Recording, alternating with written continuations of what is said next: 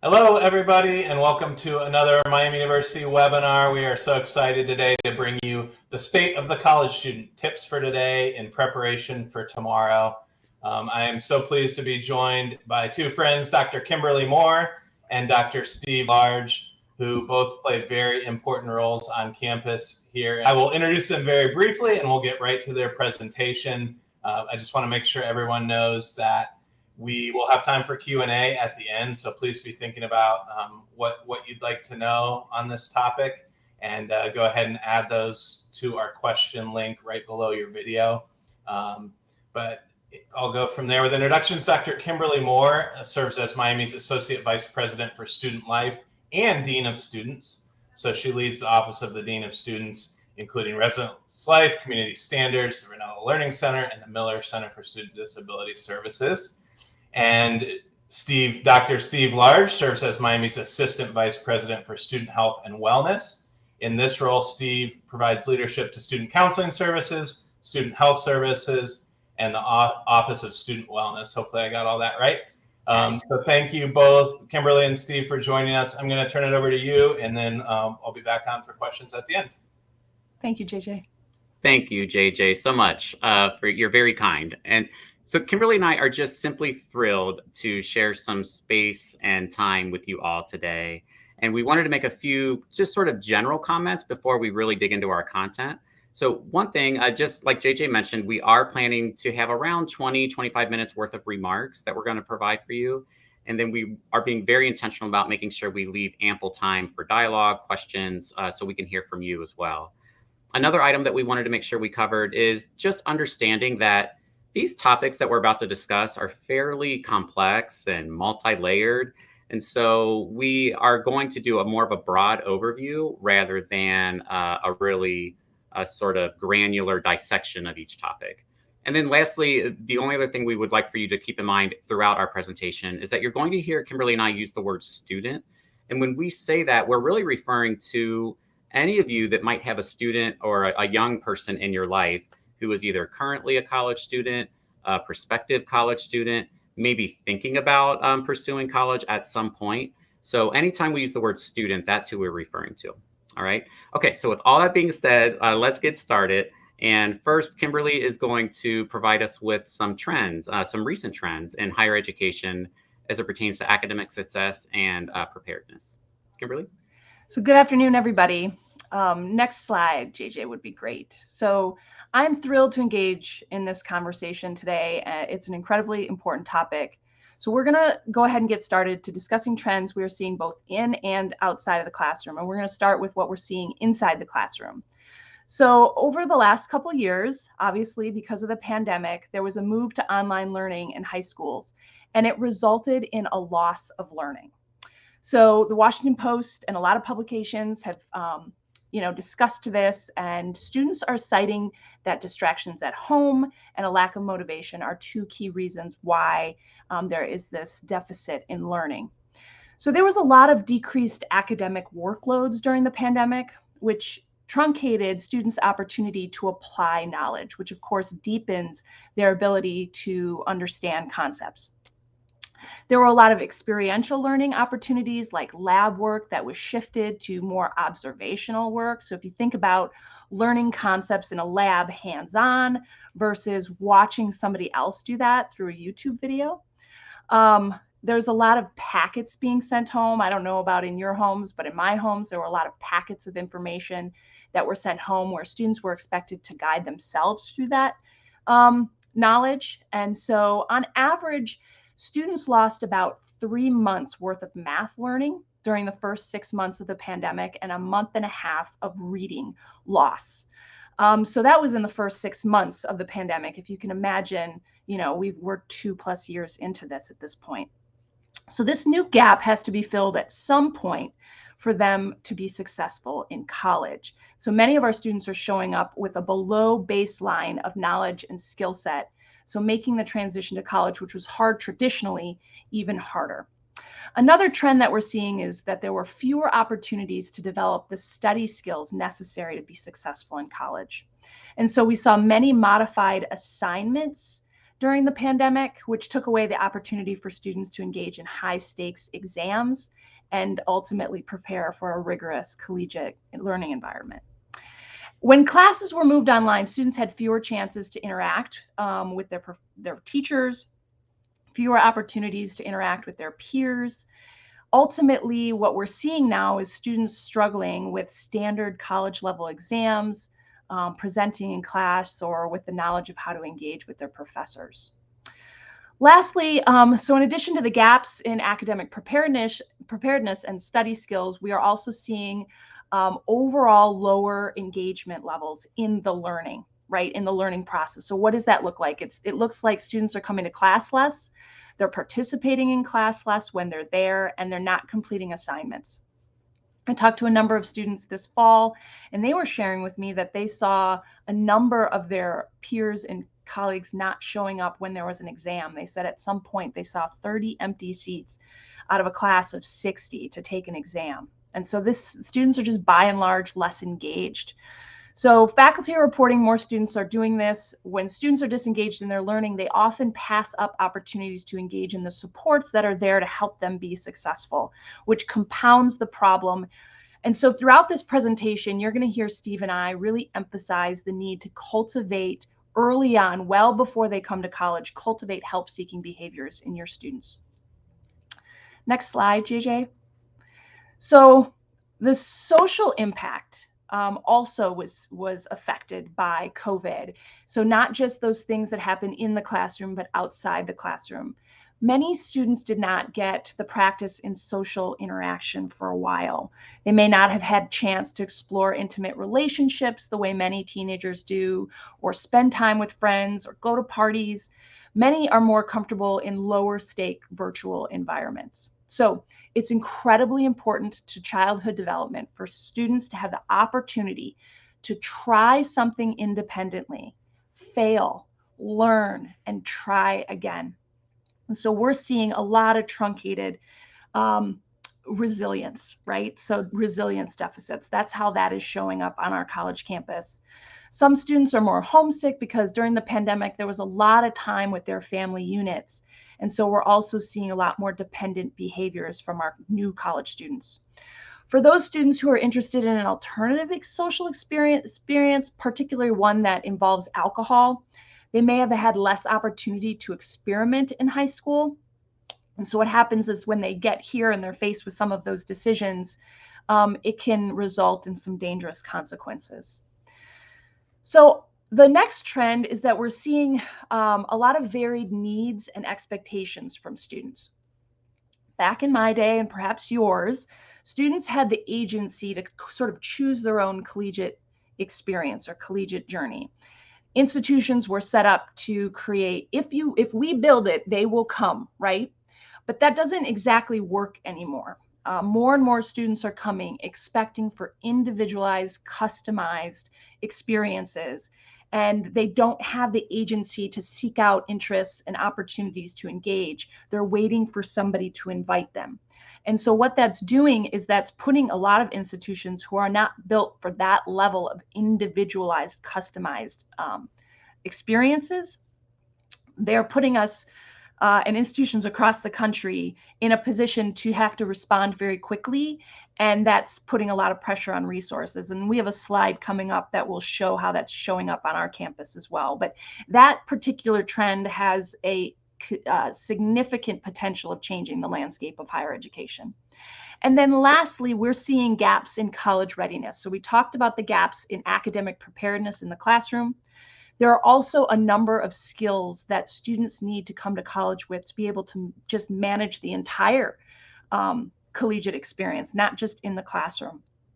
And so we're seeing, yes, less academic preparedness, but we're also seeing deficits in self-efficacy, the ability to believe that you can confront what you are, focused on and being able to achieve that with success. So that self-efficacy, we are seeing truncation in. Self-regulation, being disappointed, understanding the appropriate right-sized emotional response to barriers and challenges. We're seeing students shut down completely and not be able to move through that. We see a lot of students catastrophizing over small, simple deviations from their expectations. We're seeing a lower level of discomfort tolerance. Like I said and mentioned earlier, we're seeing fewer help-seeking behaviors, so students are suffering alone. And of course, interpersonal skills we've talked about. So I want to say that we are responding to these needs. We have lots of programs, resources, and services that are designed to help students through this. We're not just sitting on our hands, but right now we're just talking about the trends, kind of giving you the lay of the land. Steve? Thank you so much, Kimberly. And so I want to pick up where you left off as you were talking about distress tolerance and sort of some mental health adjacent type of topics, and want to highlight a few more trends for you as it pertains specifically to mental health.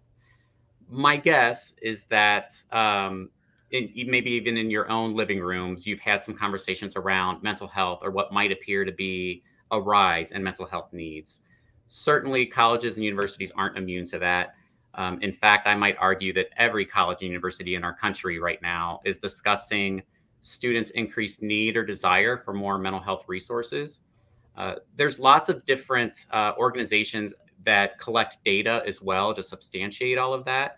I won't go into too much detail with that data because that's not why we're here. But if you're curious, or if you're someone that likes data, you could check out the American College Health Association, or the Center for Collegiate Mental Health, the JED Foundation, the American University College Counseling Center Director listserv or organization. At any rate, there's lots of data there. One quick little data point actually comes from the JED Foundation, and they have suggested that 56% of current college students right now are troubled with their ability to manage their mental health. Perhaps even more troubling, though, from the JED Foundation is that current college students, 1 in 5, have experienced suicidal thoughts or ideation within the last month. So really startling stuff. At any rate, though, like Kimberly said, we are going to reference more Miami-specific data here next. But I will just say what is happening nationally is also certainly happening here on our campus as well. So as you see on this slide, though, there's a few trends that are referenced that are adjacent to mental health, and Kimberly, referenced some of them as well.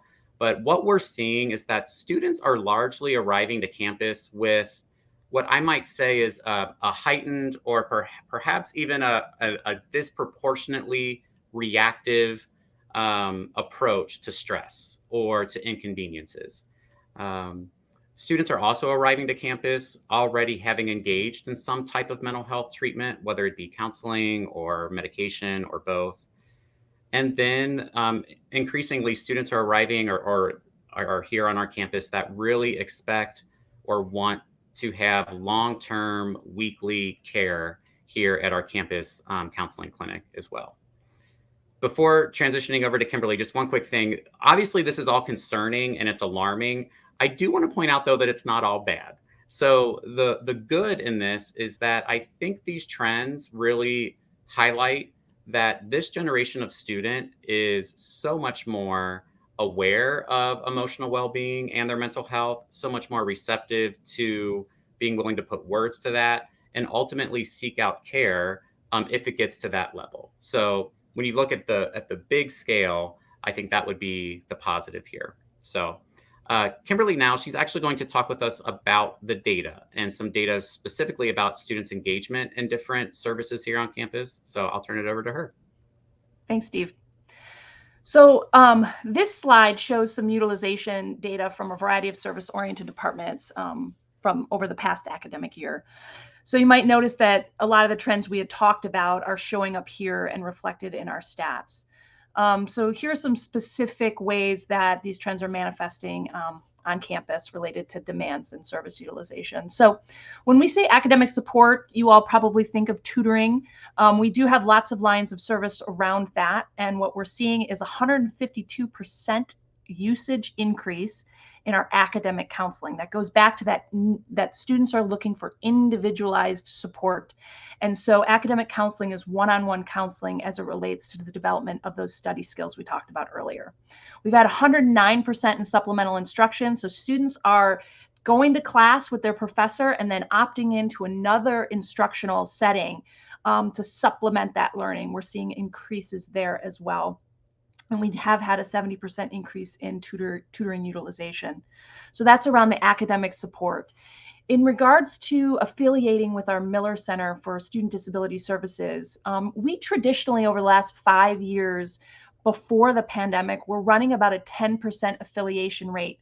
So 10% of our student body were coming to campus and registering with our office so that they get accommodations for their disabilities. Well, now since the pandemic, we've had a 2% increase for the total affiliation stat for the student body, and a particularly 35% increase in dining and housing requests, and that's directly related to mental health disabilities and requiring individualized single living. Let's put a lot of stress, as you imagine, we only have so many singles on our system. And then totally, this might be a little bit of a surprise for you all, but the majority of our affiliations are related to non-transparent disabilities. So 94% of our affiliated students have non-transparent disabilities. Our number one disability is ADHD. And that makes up almost over 40% of our affiliated students' diagnoses. But next would be psychological disabilities, and then finally chronic medical conditions. So it gives you a sense that we're increasing across all those domains. Crisis response is a little bit different. So that happens out of my office of the Dean of Students. When you think about, a student managing unexpected challenge, loss of a parent, illness in their family, personal illness, lots of different types of students of concern. Those are referred to our office, and our total care cases are over 60% increased this year. Now, I want to just give a little bit of a warning. This next one is a hard number. So part of our care cases can relate to emergent situations around the psychological well-being of our students. And we have seen a 244% increase in suicidal ideation in our caseload. 86% increase in medical withdrawals. Those are the number of students needing to stop out and no longer can persist due to a medical related incident. And those are 90% related to mental health medical reasons versus a physical condition. In our counseling department, we have seen 17% in increase in counseling appointments, over 100% increase in students engaging in our group workshops, and 103% utilization increase in our 24/7 crisis hotline. And so I want to say it's not all bad news. We have been able to respond to these numbers and this increased utilization and get students to the supports they need. Additionally, a positive in all of this is the fact that our conduct numbers are down 25%. When we say conduct numbers, that's the number of alleged violations of our student code of conduct. And so those total incidents are down 25%. We're down 30% in alcohol violations and down 42% in overall medical transports related to alcohol, that's good news. And in fact, recent literature demonstrates a marked decrease in alcohol consumption for this generation of college students. So that's a highlight and a good news in the context of all of this other news. Steve? Well, thanks, Kimberly. I'll take all the good news I can get. So in this next slide, I want to spend some time with you helping differentiate the terms emotional wellness and mental health. You've actually heard Kimberly and I already reference both terms. And I just want to make sure that we're clear that they are different, actually. And so I would say that there's probably a couple of key differences between those terms of emotional wellness and mental health. The first one is that when you think of emotional wellness, that's something that we all should be striving and working towards. Mental health, on the other hand, is more symptom-based, diagnosis-based. Mental health is ultimately the classification of clinical conditions, whereas emotional wellness is more descriptive of just normative human experiences. So that would be the first difference. The second difference in terms of being human is that acknowledging that being human is having emotions, right? So we're all going to have challenging, difficult, positive feelings. However, we're not all going to have mental health conditions. And so that's another clear difference. You might be wondering why we're even highlighting this difference or how it pertains to our conversation today. And ultimately, Kimberly and I think it's important for you to keep these differences in mind when you're interacting with your student on the topic of emotions, particularly remembering that not every emotional expression from your student requires an interpretation or an intervention on your part. So sometimes your student's emotional expression is simply that. It's just an emotion. It's just a human expression. And it just necessitates the presence of a compassionate human being, which I'm sure all of you are. But in case you're curious and you are wondering how to differentiate when an emotional expression is deeper or when it might be indicative of mental health difficulties, there's a couple things to keep in mind. One, I would think about the severity or the intensity of the actual emotional expression. I'd also think about the context in which the emotion is being experienced or expressed. Is there any kind of precursor, or does it make sense, in other words? And then I would think about the impact that that emotion is having on your student's functioning. So that's when you start sort of drifting into the mental health category at that point. All right, so now we're going to transition into some tips and takeaways as you think about just how to best support your student. And Kimberly's going to get us started on that. So we promised tips and takeaways. So we didn't just lay out all these trends for you all to be concerned about, but we want it to be useful and ultimately have you all take some tips and takeaways to be able to utilize in your world. So I cannot stress the importance of setting clear expectations as early on as you can in a K through 12 childhood development.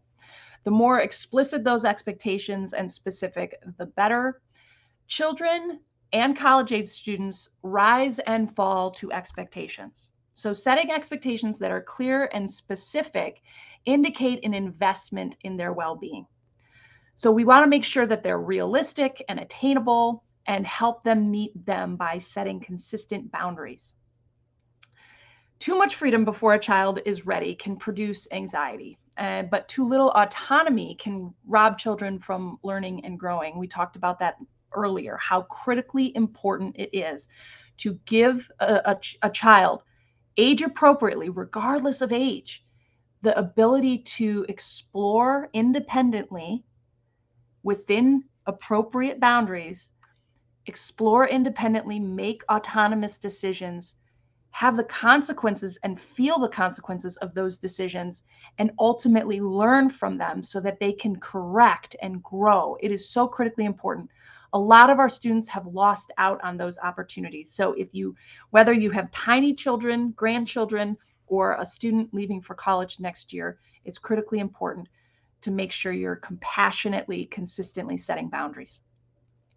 So the other tips and takeaways would be to talk. We can't stress enough how important it is to talk and engage with your student. In today's divisive world, opportunities for dialogue across difference are few and far between.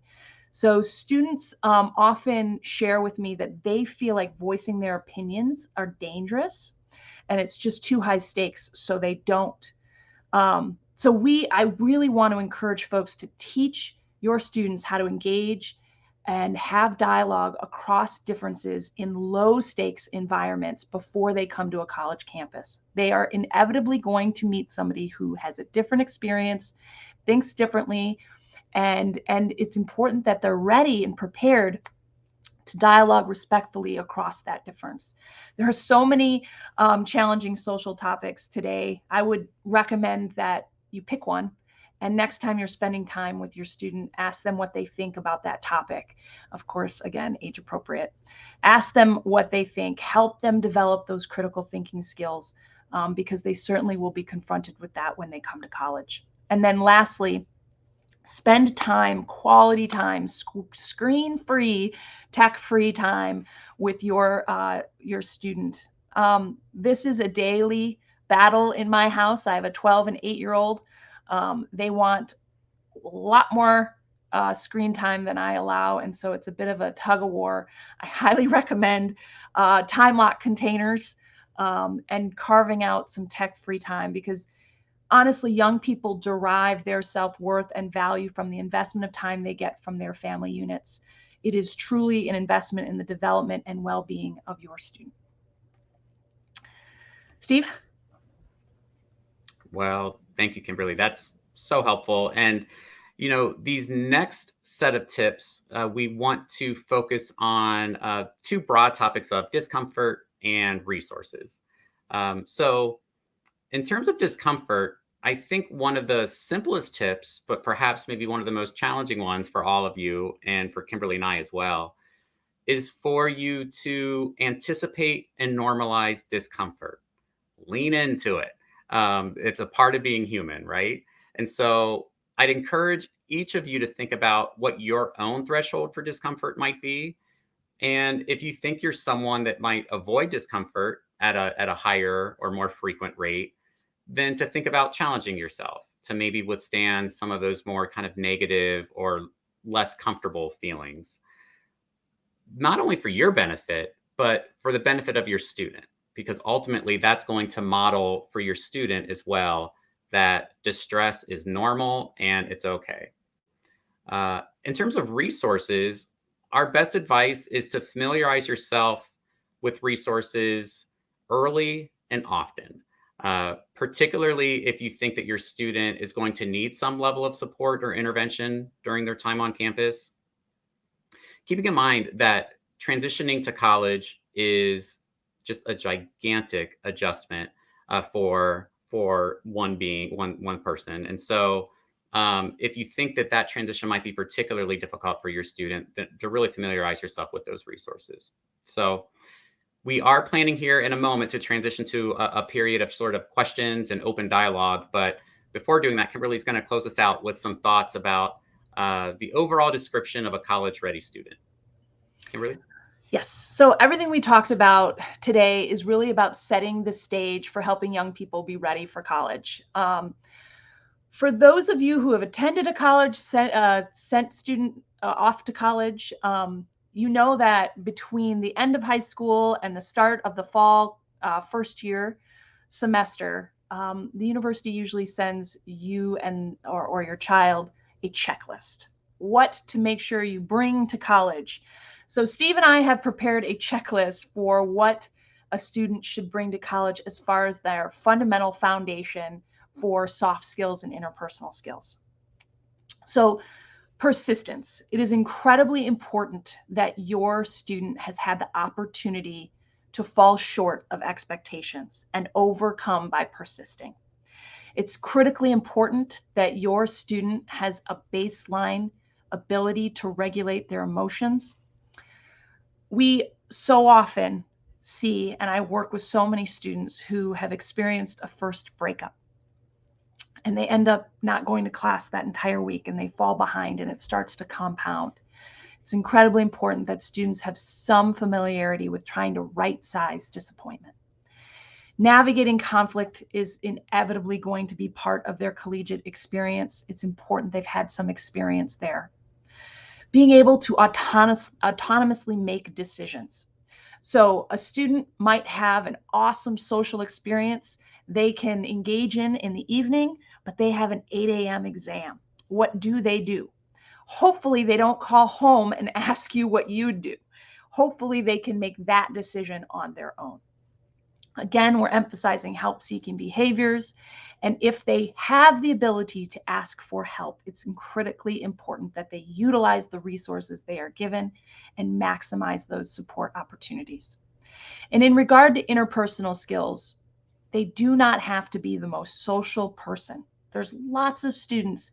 All they need is 1 or 2 good friends. And it's important that your student is able and open to taking small social risks with big payoffs so that they have a support network when they get here. Sharing a room with someone else, practice that before they come away to college, because they're going to have to eventually get used to that. And so talking about what their expectations are, what they think that's going to be like, what happens if they steal your ramen noodles, having some level setting conversations around that is critically important. Maintaining relationships with others not at Miami. Students have spent traditionally 18 years of their lives somewhere else. And let's not forget all those people that they surrounded themselves with to support them. They're going to need it when they come to Miami or anywhere else. And it's critically important that they maintain those relationships. Building community and engaging in getting involved on campus or engaging in interest-based opportunities is a way to help deepen that environment and placemaking for a student. Talk about taking some social risks, what that looks like, what they're comfortable with, what they're not comfortable with, what their plan is for finding one or two people and building off of that social network. It is critically important for them to feel home wherever they decide to go to college. So thank you. And I think, Steve, you're up. Yeah, well, actually, that brings us to the end of our content. So we went a little over time. We apologize for that, but this is an opportunity now for questions, for dialogue. We would just love to hear what's on your mind. I believe, JJ, I think you have put some questions in the chat. So perhaps maybe a way to get started would be Kimberly and I just start responding to those questions. Yeah, that would be great. I'll ask them so everybody knows what you're responding to, if that makes it easier. A lot of them, I think, were somewhat covered in the tips and tricks, but maybe some more specific examples to help with some of these specific questions. So let's start with, how can a parent help a child to overcome a fear of exams, from an alum from the class of '95? I can start, and then Kimberly, if there's anything left that you would also share, feel free to weigh in. But that's a really good question, and it's one that comes up fairly frequently, where a student or their family member will describe what they term as test anxiety. For the record, test anxiety isn't a diagnosis. Anxiety is, but test anxiety is not. At any rate, what fuels anxiety? The fuel for anxiety is avoidance. So if something is causing you to feel nervous and worrisome, the way to fuel that is to continue to avoid whatever that is. So in this situation, it would be test. And so what I would encourage you to do is to make sure your student is not avoiding test, but is walking towards the discomfort. Perhaps there's options, though, to maybe make it less threatening or less worrisome. So maybe if they're taking the test in a separate room, in a quieter room, or if they have more test taking time, but what they should not do is avoid it altogether. That will only fuel the anxiety. I would just add that if that's something that your child is working through, that to engage with the Disability Services Office on your college campus at the right time, earlier than later, because they can get modified accommodations if that's something that they need. That's right. Great, thank you. How can we help prepare high school students as they start thinking seriously about college, from a class of '82 alum? So I could take that one. I'm just going to reiterate a little bit of what we had stressed, but I'm gonna pick one that I've hit on a lot, because I think it is the most critical skill for a student to come to college with, and that is the ability to ask for help. None of us know what they're going to be confronted with when they come to college. They're moving through their own context, their own experiences, and they might be actually surprised by something. It's critically important that you help them have a plan about how they would ask for help. And I will tell you, I'm not trying to conjure up business, but the Office of the Dean of Students is a good place to start sometimes if you don't know. But depending on the category of the help that they need, we have a number of services, programs, resources available to students. They just have to ask somebody, whether that's their RA, whether that's their roommate, whether that's a faculty member. Everybody's poised and positioned to say, wow, it's great that you asked for help. my recommendation is you reach out to so-and-so. So I think out of any of the skills that we had talked about, I think that one is probably the most critically important. And for me, I would agree. And I would add that that would probably be my second most important. For me, the most important would be distress tolerance. And so really helping strengthen your students' distress muscles before they arrive to campus, because they will be distressed on campus, right? It's just, again, it's a part of the human condition. And so helping them learn to not maybe overinterpret or overreact to negative emotion, and to know how to basically calm themselves, soothe themselves. Those are really important skills to be teaching now. All right. Another question that came in with registration was, how do we help our students avoid the political contention and debate on campus? So my immediate response is don't. Do not, it's what Steve had said, avoidance is not a good thing. What I would change that is help your students know how to navigate political contention and debate on campus. Practice at home. I mean, have dialogue. I'm not necessarily saying have debates, but have dialogue at home around these issues. I hope that the first time they're experiencing contention around political issues or social issues is not college. College is where you got to test ideas and frame, your viewpoints and disagree to learn and understand. And I mean, that is inherently part and parcel to the collegiate experience. And I have seen students avoid, and what they're doing is they're actually shutting down their own voice, and they're truncating their own ability to develop these critical thinking skills that are essential to adulthood. So it may be uncomfortable. We've talked a lot about discomfort, but I'm telling you, just practicing that in low stakes, safe environments will pay dividends when they get to college. Awesome. Any tips for how do you balance supporting your child but not being a helicopter parent? Wow, that's a great question. The fact that you're asking that question is refreshing. That you want to do the right thing. I want to caution us to not offer an overly blanket answer, because my guess is it's partly going to depend on the context of your student and just sort of what your expectations are in your particular household. One thing, though, that I would just generally say is I would talk to your student, right? Help understand, when do you start kind of crossing that annoying threshold, right? Where you start feeling like you're nagging your student. That's going to be different, or at least for me and my siblings, it was much different, in terms of when my mom started to get on my nerves compared to maybe my brother or sister. So for one, I would ask your student and really try to listen with both ears on that. Kimberly, what are your thoughts?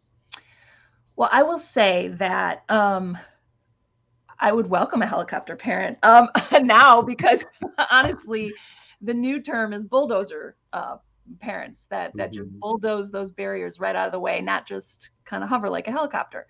So I'm teasing, of course. I ultimately think listening is going to be the best tool there. Just listen, let your student talk about what they're experiencing without necessarily problem solving at first. Listening to understand. Once you have a better understanding of what they're going through, co-create solutions. Wait for them to offer what their ideas are. Ask them, well, what do you think you need? What would that look like for you? I think it's critically important to engage in that conversation and resist the urge to handle it for them. Involve them the best you can. If you have a 14-year-old right now and they're experiencing challenge, that's an awesome time to start this practice. What's your plan? How are you going to confront this? What are your thoughts? I totally support you. You got this.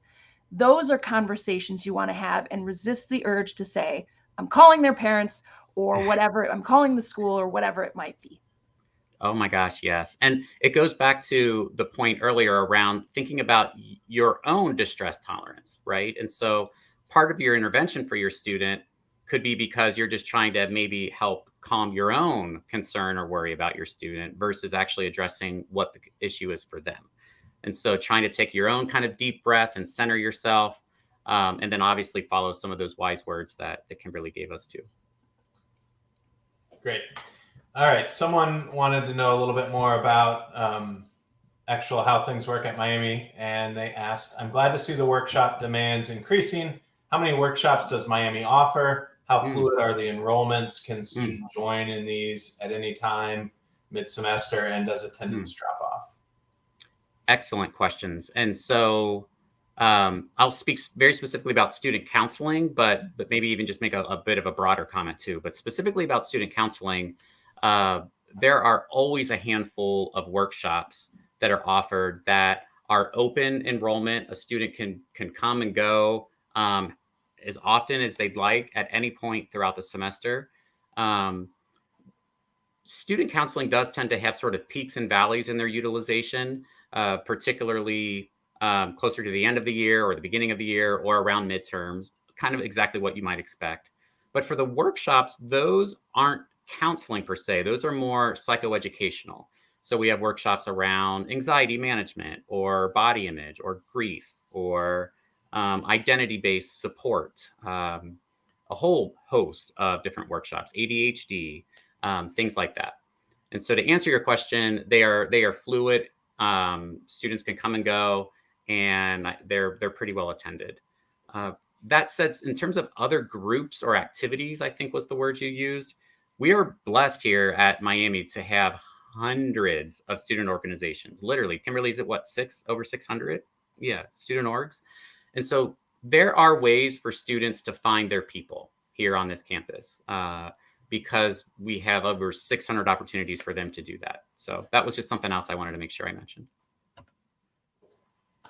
All right, great. So someone said, I love the quote, taking small social risks for big social rewards. Can you give some examples of what those actions might look like? What are some specific small social risks that can pay off big time? For sure. So beginning of the school year, we have the first 50 days of programs. We have lots of welcome week programming. But before that, we have orientation, and you can meet a few people in orientation. So while your student is engaging in orientation, take a small social risk to get an I was going to say an email, but it's most likely a Snapchat handle or something like that of one of the people in the group, and start cultivating that relationship over the summer. And then, hey, do you want to meet up and go to that first 50-day event together, right? So that's a small little risk on the front end of asking somebody for their contact, but it might pay off because now you've got a buddy to navigate this more intimidating stuff. Same thing is like we have 600 student organizations. Perhaps going to a big activity by yourself when you don't know anybody and you first come to campus, that's intimidating. But perhaps just going on to our hub is what it's called, and exploring student orgs and the interests they have. Maybe they have interests from high school, but maybe they want to try something new. And that small social risk is showing up to that first meeting alone, but then sitting next to somebody and saying, hey, did you do this in high school? And start a conversation, right? So you got to have some small little risk of possibly feeling really uncomfortable. But if you do, most likely that other student is feeling uncomfortable too and is very ready to respond in a positive way. So those are just some ideas that I have. All right, great. I'll back that up from the Alumni Association standpoint. So many of our alums feel most engaged through and the most affinity through the groups they were involved in on campus. And like you said, all it takes is going to Mega Fair, saying hi to some people, and those can be lifelong friends, obviously, and help you navigate college. All right, last call for questions and comments. I have one more that's come in, and then we'll go from there if we get any last minute ones. But I love this question too. How do you prevent others from minimizing the experience of today's college student with statements like, well, when I was in college. Well, when I was in college, we didn't have cell phones, right? So really, the world is different, is how I might respond to someone that tells me that. The world is different. And I don't know about you, Kimberly or JJ, but I can't imagine being a college student right now. We didn't have cell phones. We didn't have social media, right? There are so many sources of stress in our world, let alone in our immediate surroundings. So my first thought would be, come on, you know the world's different now. So I might say something like that. I might host a webinar about the state of the college student to help people better understand the drastic changes. It's just completely unfair to project or assign your experience onto the students of today.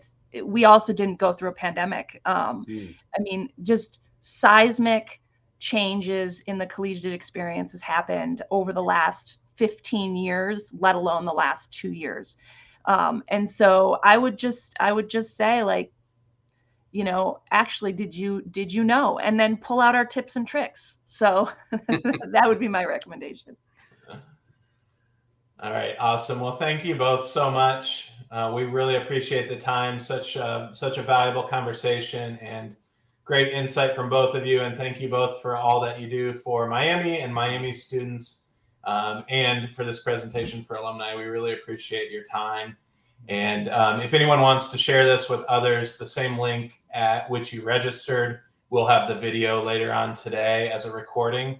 And so you can share this presentation with others and see all our other webinars and web events at that same site, alumlc.org/miamioh.edu. And any last parting words from either of you before we sign off? Just thank you for the invitation and for starting the conversation. Yeah, just so much gratitude, and go Red Hawks. All right. Love and honor. Love and honor. Thank you.